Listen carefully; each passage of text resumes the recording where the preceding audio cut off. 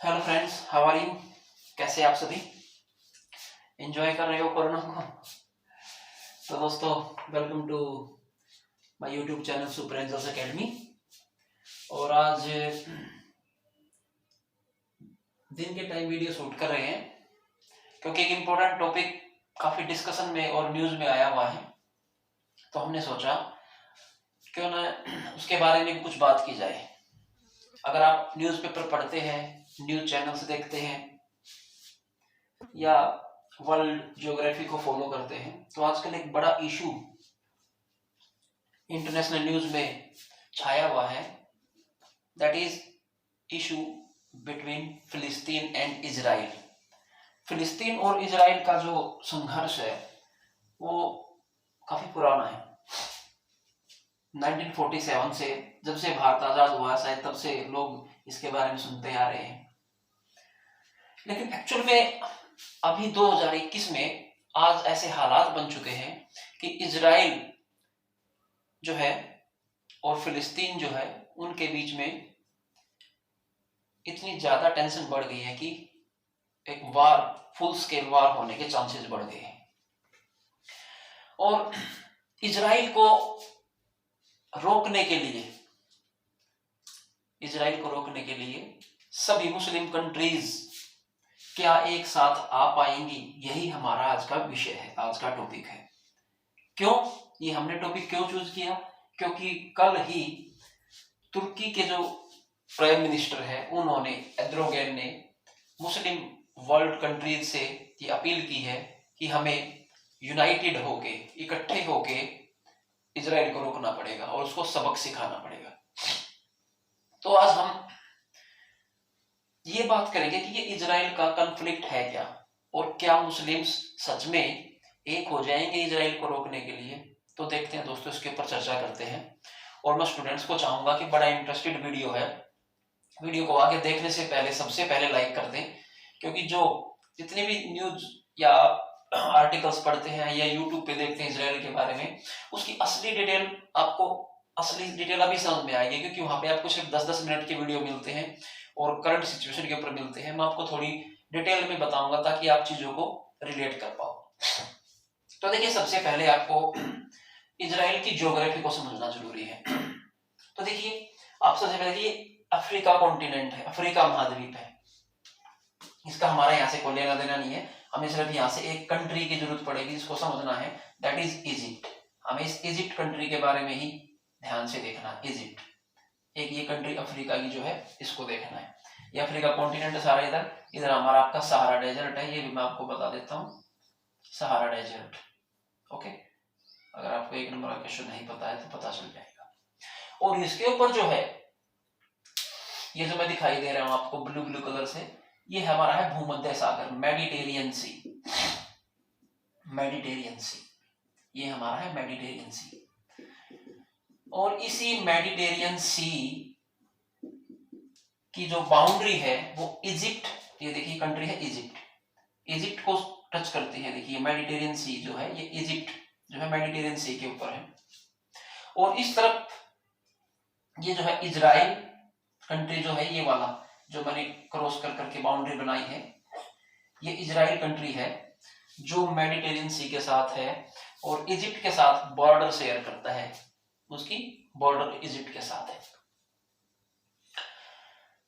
तो सबसे पहले तो बात करते हैं कि ये इजराइल जो है छोटा सा देश है, और हम इतने दिनों से सुनते आ रहे हैं कि इजराइल बहुत पावरफुल कंट्री है, बहुत ज्यादा पावरफुल कंट्री है, और इंडिया जैसा कंट्री भी है, इनसे डिफेंस डील करता है। इंडिया ने भी इनसे बराक मिसाइल खरीदी हुई है। एक क्वेश्चन आपको ध्यान रखना चाहिए, बराक मिसाइल जो है इनसे खरीदी है भारत ने, जो हम तेजस फाइटर प्लेन में अपनी यूज करने वाले हैं, या हमारी जो राफेल है उसमें हम यूज करने वाले हैं। तो दोस्तों, इजराइल जो है, इसके बारे में सबसे बड़ी बात तो ये है कि ये वर्ल्ड का एकमात्र जूइश कंट्री है। JEW, जूज कंट्री, जूज जो होते हैं इसी में रहते हैं। एकमात्र कंट्री जो है पूरे वर्ल्ड का, मेन कंट्री आज के टाइम में जो लीडिंग पॉपुलेशन है अराउंड 91 लाख, रफली मैक्सिमम मैक्सिमम से मैक्सिमम ये मान के चलिए पूरे वर्ल्ड में 1 करोड़ के आसपास, 1 करोड़ के आसपास जूस रहते हैं सिर्फ। और उनका मेन रिप्रेजेंटेटिव कंट्री क्या है हमारा, इजराइल। ओके, तो इजराइल कहां पर स्थित है, मेडिटेरियन सी के ऊपर स्थित है। अब लेकिन समस्या कैसे क्रिएट हुई, समस्या क्रिएट होती है 1948 में इजराइल जो है बना था। अब इजराइल बना कैसे, यहीं से समस्या है, मैं आपको यही बातें बताऊंगा और उसके बाद डायरेक्ट आपको करंट सिचुएशन में लेके आऊंगा। एक्चुअल में क्या है, ये जो एरिया है मिडल ईस्ट का एरिया, मेडिटेरियन सी से जिस तरह से जैसे हम इधर आते जाएंगे, एक बार आपको बताता हूं। देखिए ये इजराइल है आपका, और इजराइल के इधर एक तरफ अफ्रीका कॉन्टिनेंट है, और इसके पास इसके बाद इधर जॉर्डन कंट्री है, ये भी मुस्लिम कंट्री है। जॉर्डन के साथ सऊदी अरेबिया है, ये भी मुस्लिम कंट्री है। ऊपर सीरिया है, ये भी मुस्लिम कंट्री है। लेबनान है, ये भी मुस्लिम कंट्री है। सीरिया के ऊपर उधर टर्की है, ये तो मुस्लिमों का सरदार है। ईरान है, ये भी मुस्लिम, सॉरी इराक है, ये भी मुस्लिम कंट्री है। ईरान है, ये भी मुस्लिम कंट्री है। इसके आगे इधर चले जाए, पाकिस्तान है, ये भी मुस्लिम कंट्री है। ऊपर अफगानिस्तान है, ये भी मुस्लिम कंट्री है। और आगे तुर्कमेनिस्तान। मींस एकमात्र ये जूज कंट्री, जूज का जो है कंट्री है, और उसके चारों तरफ जो है मुस्लिम कंट्रीज है, मुस्लिम कंट्रीज। और यहीं से इनके कॉन्फ्लिक्ट की, संघर्ष की शुरुआत होती है। क्यों? क्योंकि ये जो एरिया है इंक्लूडिंग इजराइल और ये जो कुछ जॉर्डन, लेबनान, सीरिया का कुछ पार्ट, ये जो हिस्से हैं, ये जो एरिया है जिसको हम मिडल ईस्ट बोलते हैं, ये पहले रोमन एम्पायर के अंडर रहे। जैसे भारत अंग्रेजों का भी गुलाम रहा है, उससे पहले मुस्लिम्स का भी रहा है। तो ऐसे ही यहाँ पर मुस्लिम्स ने राज किया है, ओटोमन एम्पायर ने राज किया है। तो यहाँ की पॉपुलेशन जो है, यहाँ के जो कंट्री जो है, यहाँ पे मुस्लिम्स भी बहुत रहते हैं, जिनको अरब्स बोलते हैं, अरब कंट्रीज बोलते हैं। अरबी मुस्लिम यहाँ पे रहते हैं, अरबी भाषा बोली जाती है। और यही जो ओटोमन एम्पायर के टूटने के बाद यही जो एरिया है बाद में फ्रांस और इंग्लैंड के भी कंट्रोल में रहा है। मेनली ये अंत तक इंग्लैंड के कंट्रोल में रहा है। तो यहाँ पे क्रिश्चियंस भी रहते हैं और जूस भी रहते हैं, और हमारे यहाँ पे मुस्लिम्स भी रहते हैं। अब समस्या क्या होती है कि फर्स्ट वर्ल्ड वॉर के बाद एक ऑर्गेनाइजेशन बनती है जिसका नाम है लीग ऑफ नेशंस, राष्ट्र संघ जिसको हम बोलते हैं, पुराना यूएनओ। उसने ब्रिटेन से एक संधि साइन कराई थी कि आपको जो है इजराइल जो है, एक्चुअल में जो इजराइल के पास अभी जो लैंड है, ये यहाँ पर पहले फिलिस्तीन देश होता था। अब ये देखिए ये जो मैंने हिस्सा इतना रखा हुआ है, इसको हमने फिलिस्तीन माना हुआ, फिलिस्तीन कंट्री। हमारा जो विषय है वही है अभी कि फिलिस्तीन जो कंट्री है उसको इजराइल कब्जा करना चाहता है, और जबकि फिलिस्तीन कहता है कि इजराइल वाला जो सारा पार्ट है ये हमारी जमीन है। तो अब हमारा इशू क्या होना है कि जब ब्रिटेन ने सेकेंड वर्ल्ड वॉर के बाद इस एरिया को छोड़ने की अनाउंसमेंट की, ध्यान दीजिएगा, जैसे सेकेंड वर्ल्ड वॉर के बाद उन्होंने मोस्टली एरिया को छोड़ दिया था, उसमें से भारत भी एक था, भारत को भी उन्होंने आजाद किया था, श्रीलंका को भी छोड़ के गए थे। ऐसे ही इन्होंने डिसाइड किया कि ये जो एरिया है इसको भी, ये फिलिस्तीन को भी इंडिपेंडेंट घोषित कर देंगे। लेकिन इससे पहले यहाँ के जो ज्यूज थे वो अलग अलग देशों में भाग गए थे, क्योंकि उनके साथ एक्सप्लोटेशन होता था उनका, तो दूर दूर भाग चुके थे। यहाँ पर कुछ एरिया में, थोड़े से एरिया में, इस एरिया में, कुछ थोड़े से एरिया में, फिलिस्तीन के कुछ एरिया में हमारे जो थे ज्यूज की कुछ सेटलमेंट्स थी। जैसे ही ब्रिटेन ने अनाउंस किया कि हम इस फिलिस्तीन को इंडिपेंडेंट घोषित करेंगे, और उसमें ज्यूज जो है, इजराइल के जो लोग हैं, उनको भी जगह दी जाएगी रहने के लिए अलग से, ताकि वो अपने आप को इंडिपेंडेंट स्टेट घोषित करें। तो इस चीज से ध्यान दीजिएगा, Egypt, Jordan, Syria, Lebanon, Iraq, इन देशों ने असहमति जताई कि नहीं, इनको तो यहाँ पे रहने ही नहीं देना।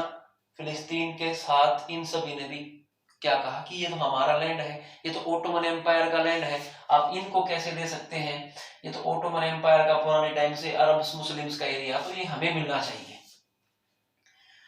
लेकिन यूएनओ में प्रस्ताव पास होने के बाद 1948 में मई के महीने में इजराइल एग्जिस्टेंस में आ जाता है।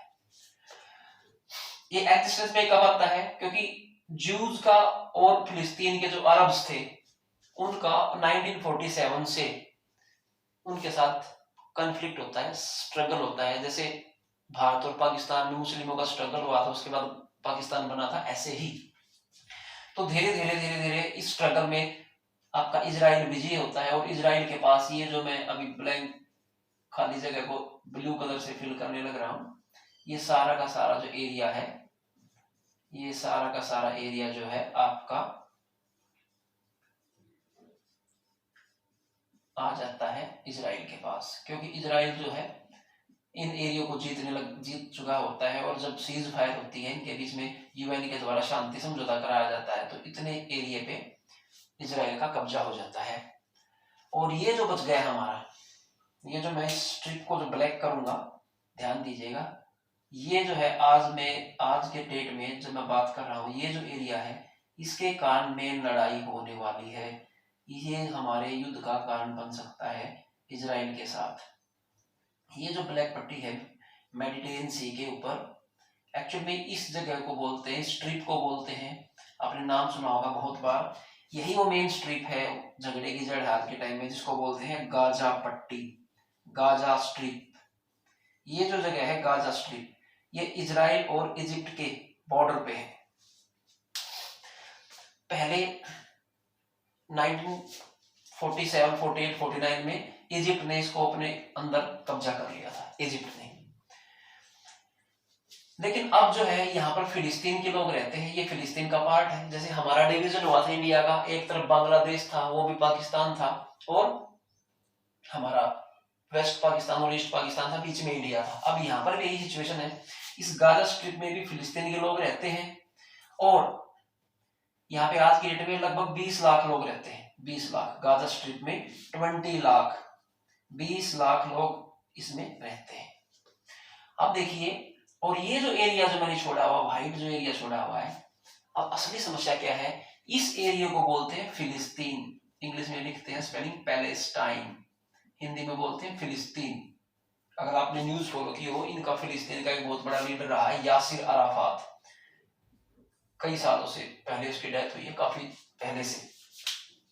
तो ये जो जगह है इसको बोलते हैं फिलिस्तीन। ये पुराना फिलिस्तीन कंट्री जैसे तो पूरा ही फिलिस्तीन था, लेकिन अब जो कन्फाइंड होके इतने ही एरिया में फिलिस्तीन है। और फिलिस्तीन कहता है कि हमारा एरिया हमें वापस मिलना चाहिए, जबकि इजराइल पावरफुल है, उससे ये एरिया लेना बड़ा मुश्किल है। तो जो आज के टाइम में जो सिचुएशन क्रिएट हुई है, वो क्यों क्रिएट हुई है? ऐसी क्या प्रॉब्लम हो गई कि सभी मुस्लिम्स कंट्री कह रही है कि हमें इजराइल को रोकना पड़ेगा, उसको सबक सिखाना पड़ेगा? देखिए इसका रीजन क्या है। जैसे हमारे जम्मू कश्मीर में कुछ असंतुष्ट लोग थे, या जैसे हमारे कश्मीर को छोड़िए, वेस्ट बंगाल में गोरखाज है जो गोरखालैंड की डिमांड करते हैं, वो कहते हैं हमारा अलग देश होना चाहिए। तो ऐसे ही यहाँ पर भी जो फिलिस्तीन के जो लोग हैं गाजा स्ट्रिप में, यहाँ पर कुछ एक पार्टी है कि काफी नेशनलिस्ट पार्टी है, उग्रवादी टाइप की पार्टी है। तो उन लोगों ने यहाँ पर एक संगठन बनाया जिसको बोलते हैं हमास, HAMAS। ये बहुत इंपॉर्टेंट क्वेश्चन है, एग्जाम में भी आया है। हमास जो है आज के टाइम में इसको यूएन ने टेरर आउटफिट भी घोषित किया हुआ है कि ये एक आतंकवादी संगठन है जो गाजा स्ट्रिप में एक्टिव है। अभी जो हमास जो चाहता है, ये बार बार हमास जो इजराइल के ऊपर अटैक करता है। क्यों? ये चाहते हैं कि हम फिलिस्तीन इजराइल से अपना जो लैंड है वो वापस ले।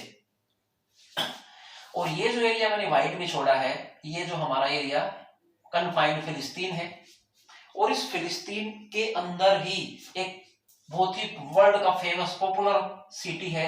ये देखिए थोड़ा, अगर इसको मैं मैप को इस तरीके से बनाऊं, इस तरीके से, तो यहाँ पे जो एक पॉपुलर सिटी है, अगर आपको नाम पता हो, आपने न्यूज़पेपर पढ़ा हो, तो आप कमेंट सेक्शन में लिख के बताएंगे, नहीं तो मैं आपको बता देता हूँ। ये है यरूशलेम की सिटी का क्या नाम है, जेरूशलम या यरूशलेम,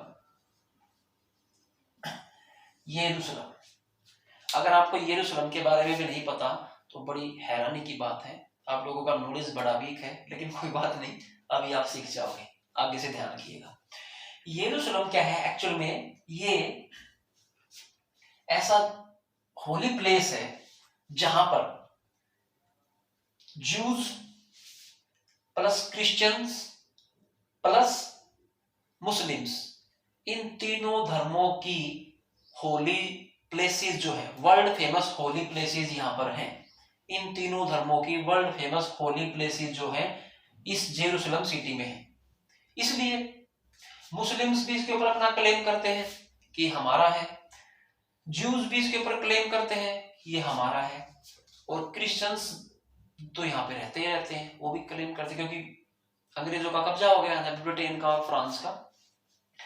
तो अब समस्या क्या हो गई, जब 1948 में फर्स्ट इजराइल और अरब वार हुआ, जिसमें इजराइल ने इतनी जमीन कब्जा की और बाद में यूएन का इंटरवीन हुआ, तो उसके बाद क्या होता है, यूएन ने इस एरिया को फिलिस्तीन के बाकी एरिया को, जो जेरूशलेम का सिटी है ये वाला, इस यरूशलेम को अपने कंट्रोल में ले लिया।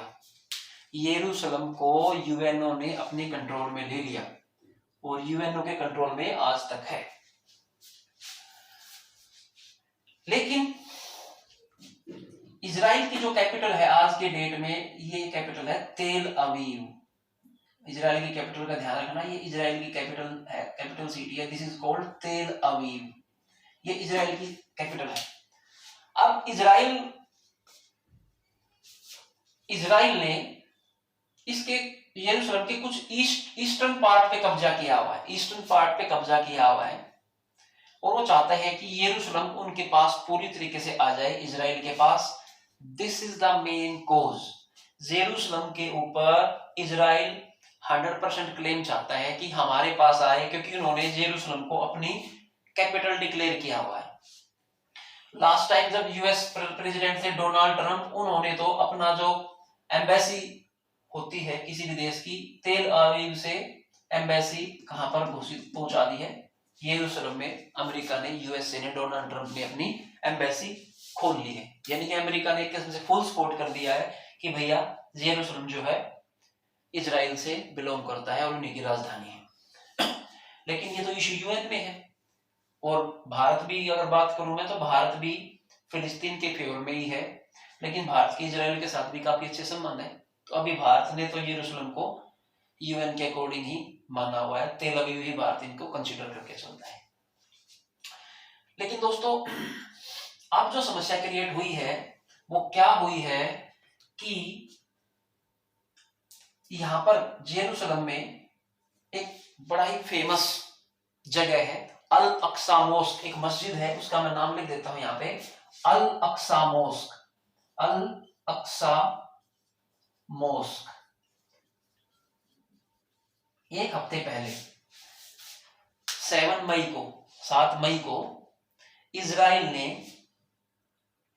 इस अल अक्सा मोस्क में अपने सैनिक भेज दिए, और इस चीज से, क्योंकि ये रोजे चले हुए मुस्लिम्स के, तो उस रोजे के दौरान मुस्लिम्स फास्टिंग करते हैं, तो वो वहां पर फास्टिंग प्रेयर कर रहे थे, और इसी बात से जो है मुस्लिम कंट्री जो है काफी नाराज हो गई, और सभी मुस्लिम कंट्रीज ने क्या है, इनको कंडेम करना स्टार्ट कर दिया कि इजराइल को ऐसा नहीं करना चाहिए, ये होली प्लेस है, यहाँ पर आपको आर्मी नहीं भेजनी चाहिए। लेकिन इजराइल की आर्मी के जाने के बाद अक्सा मॉस्क, क्योंकि ये मुस्लिम्स के लिए थर्ड होलीएस्ट प्लेस माना जाता है मक्का और मदीना के बाद। अब मुस्लिम्स जो है वो इससे नाराज हो गए, मुस्लिम्स की रिएक्शंस आने लगी, और मुस्लिम्स की रिएक्शन आने लग गई तो सभी जो कुछ रेडिकल ग्रुप है हमास, ये फिलिस्तीन में कुछ जगह पे लोगों में आपस में रॉयट्स होने लगे, दंगे होने लगे। यहाँ पे फिर इसका एक शहर है, यहाँ पे एक और सिटी है यहाँ पे इजराइल की, यहाँ पर मुस्लिम्स और इजरायलीज के बीच में, ज्यूज के बीच में रॉयट्स हो गए, दंगे हो गए, लोगों ने गाड़ी को आग लगा दी। ये खबरें आप आजकल समाचारों में सुन रहे होंगे, न्यूज़पेपर्स में भी आपने पढ़ी होगी। तो इसी दौरान होता क्या है दोस्तों, ये हमास जो है ये अपने आप को रोक नहीं पाए। इन्होंने क्या किया, 500 प्लस रॉकेट जो है, यहां से हमास ने 500 प्लस रॉकेट जो है इजराइल के ऊपर छोड़ दिए। हमास ने 500 से ज्यादा रॉकेट्स जो है इजराइल के ऊपर छोड़ दिए। लेकिन आपको पता है इजराइल के पास एक बहुत जबरदस्त डिफेंस सिस्टम है। उनके पास ऐसा डिफेंस सिस्टम है जिसको हम आयरन डोम कहते हैं। आयरन डोम, ऐसे आयरन डोम का मतलब क्या है, मैं आपको अभी इधर बताने की कोशिश करता हूं। ऐसे अगर ये इजराइल कंट्री है तो इसके ऊपर से कोई भी मिसाइल जाती है तो इनके पास ऐसा सिस्टम है, ये रडार से उस आने वाली मिसाइल को क्या करते हैं, डिटेक्ट कर लेते हैं और अपनी कोई मिसाइल छोड़ के उस मिसाइल को इंटरसेप्ट करके मार गिराते हैं। तो इजराइल का जो है डिफेंस सिस्टम बहुत ज्यादा मजबूत है।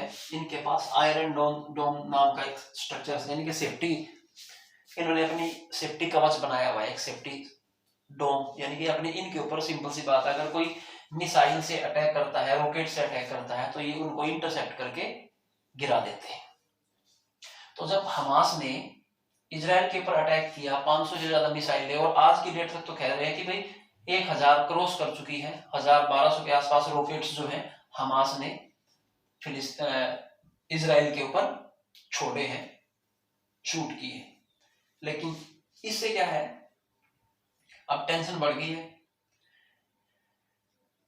इजराइल ने कहा है कि भैया इस गाजा स्ट्रिप से, जो हमास ने, जो गाजा स्ट्रिप में हमास का इन्फ्लुएंस है, यहाँ पे हमास ज्यादा एक्टिव है, तो बदले में इजराइल ने भी बॉम्बिंग की हमास के ठिकानों के ऊपर, और वहां पे कुछ बिल्डिंग्स को, जहां पर उनके हमास के लीडर्स थे, उनको टारगेट किया।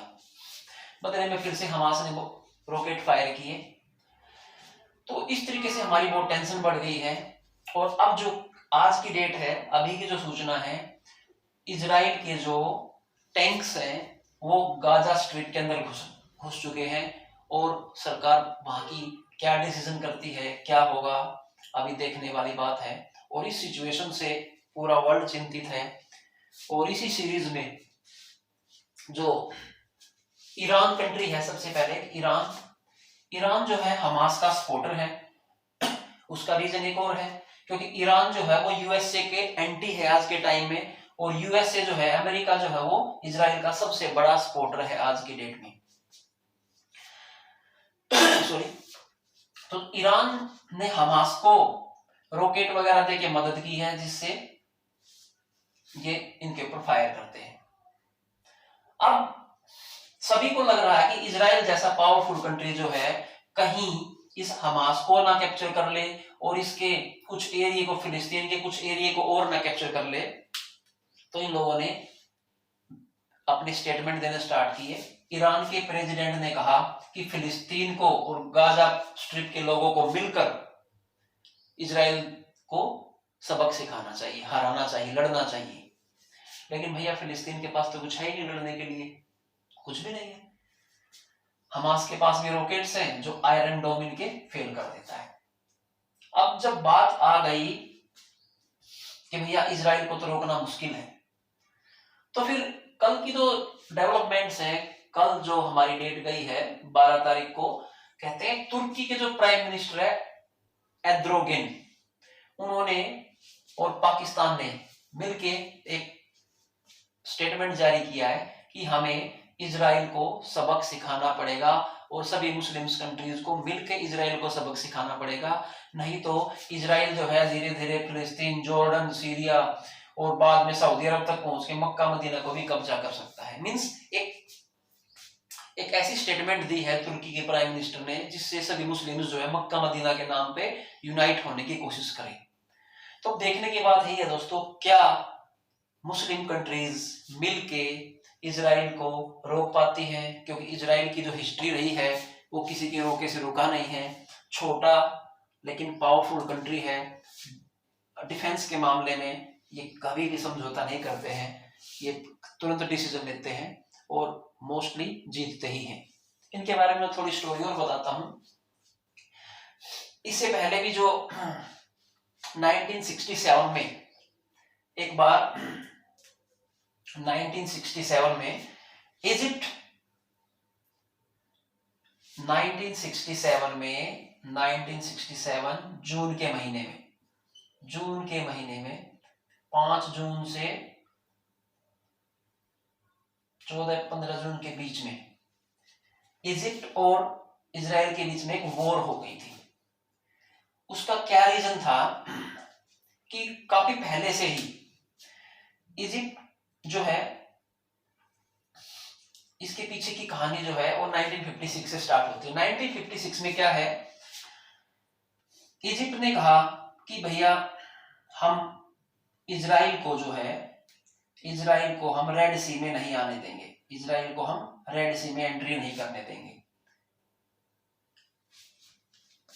जिसका इजराइल ने विरोध किया कि हमें तो यहाँ पे आने से क्यों रोका जा रहा है। तो इसी बात को लेकर इनका झगड़ा हो गया था और इजराइल ने इजिप्ट के ऊपर अटैक कर दिया था।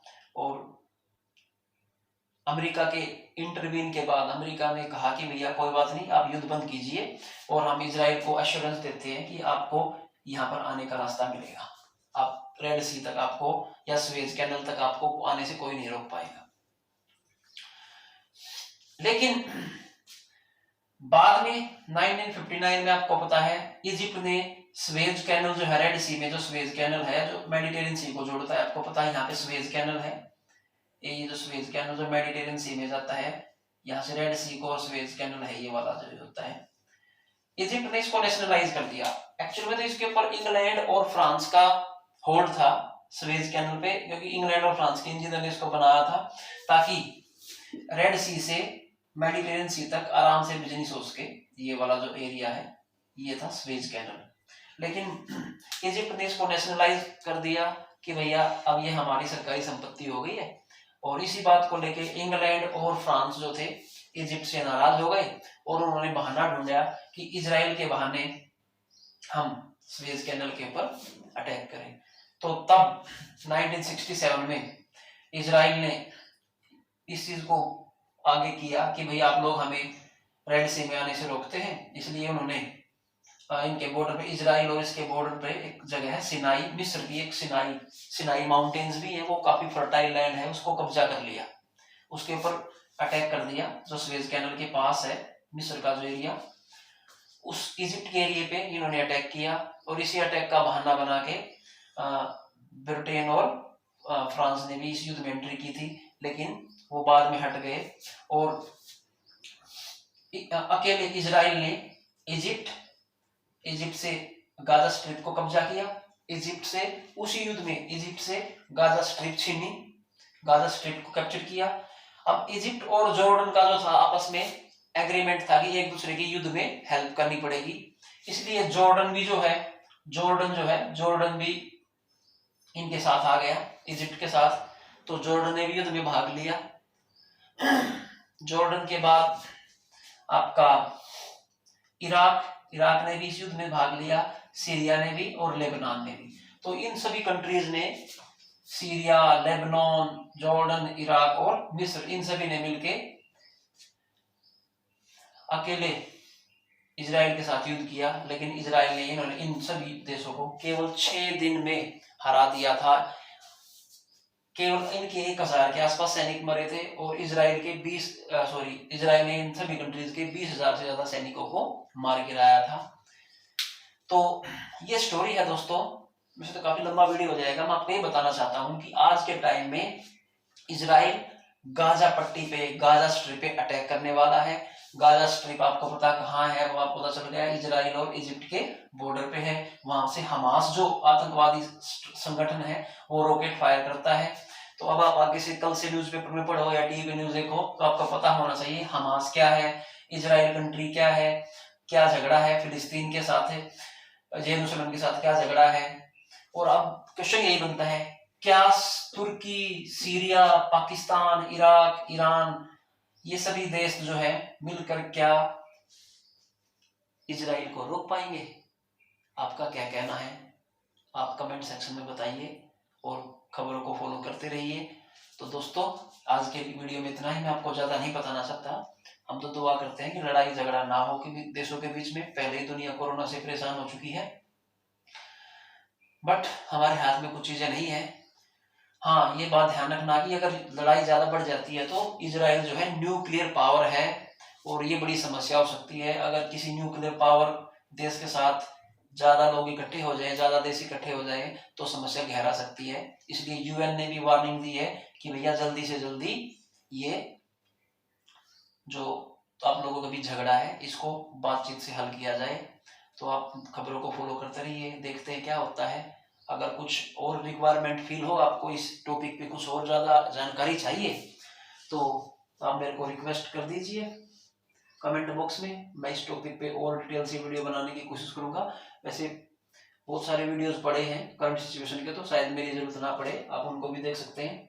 लेकिन करंट सिचुएशन को समझने से पहले आपको पहले ये थोड़ी ज्योग्राफी समझनी जरूरी थी कि इजराइल का इन मुस्लिम कंट्रीज के साथ क्या पंगा है, फिलिस्तीन और इजराइल की क्या समस्या है, हमास कौन सा संगठन है, क्यों हमास के जो ऑफिसर्स हैं या लड़ाके हैं वो इनके ऊपर रॉकेट छोड़ते हैं, इनके पास रॉकेट कैसे आते हैं। तो ये सभी चीज आपको पता होनी चाहिए थी, तो ये मैंने आपको बता दी है। अब आप इस इंफॉर्मेशन के ऊपर अपनी अंडरस्टैंडिंग डेवलप कर सकते हैं। देखते हैं क्या होता है, मिलते हैं नेक्स्ट वीडियो में। Till then bye, this is Sandeep Jaiswal signing off, take care, thank you very much.